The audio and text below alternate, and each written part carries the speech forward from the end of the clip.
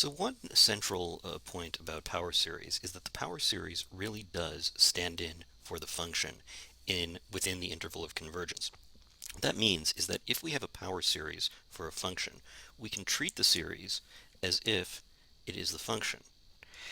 What this means we can do is, well, we can do a couple of things with it, but for the part that I want to talk about now, what that means is that we can find the derivative, we can find a series for the derivative of the function by differentiating the series for that function. And similarly, we can integrate the function by integrating its series. Now, what do I mean by that? Let's just demonstrate what I mean by differentiating and integrating a series. So here's an example. Let's suppose that we have some function.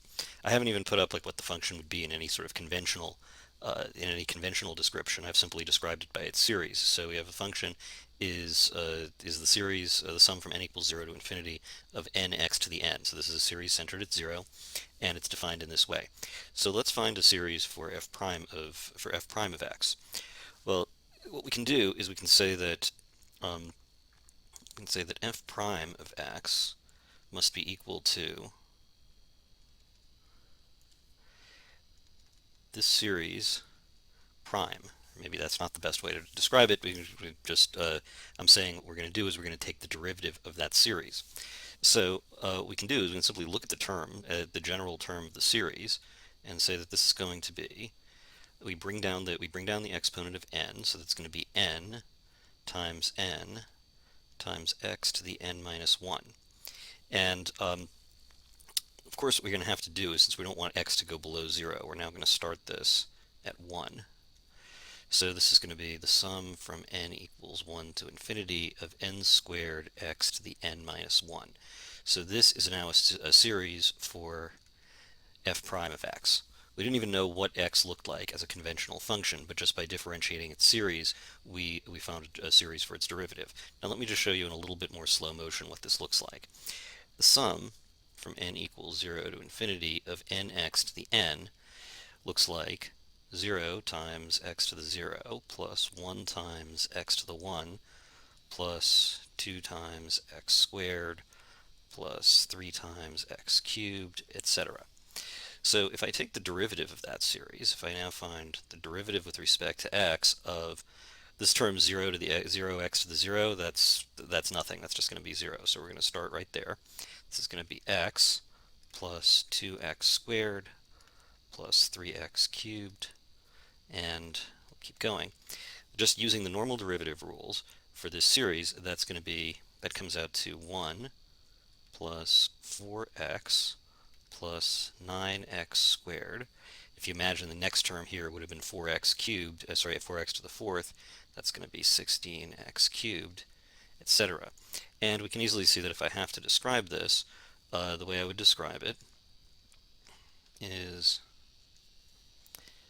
I would have, let's see, n equals 0 to infinity of, it's going to be n plus 1 squared times x to the n.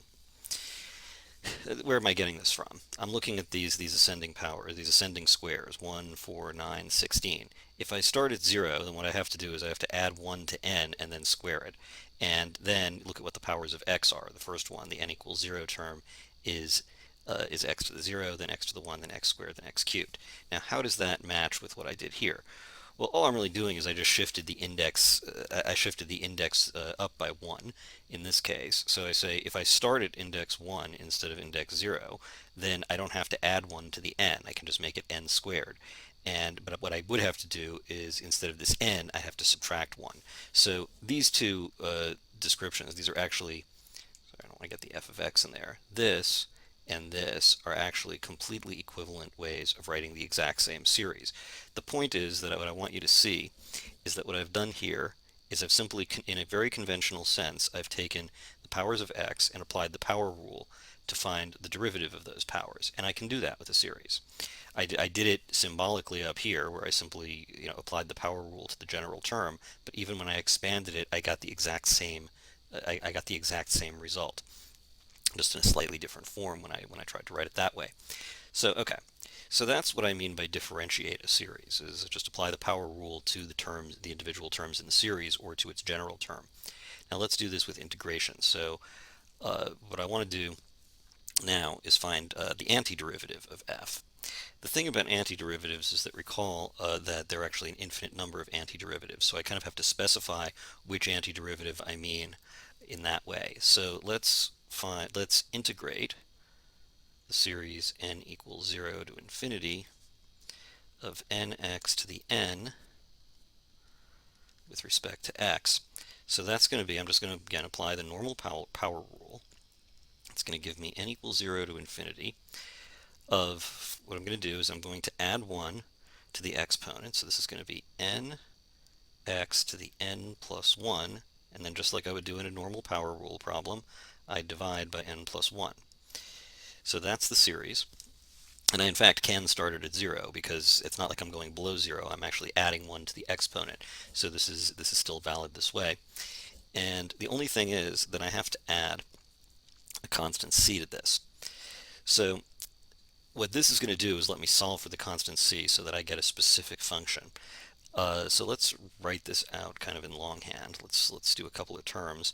That's going to be, let's see, 0 times x to the 1. Let's go to the 1 term. So this is going to be 0 x to the 1 over 1 plus 1x squared over 2 plus 2x cubed over 3 plus 3x to the 4th over 4 plus dot dot dot.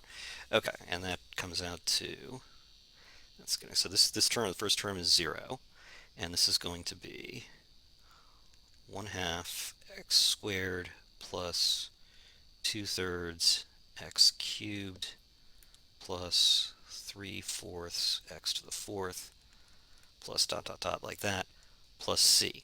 And I'm given the fact that f of 0 is equal to 1.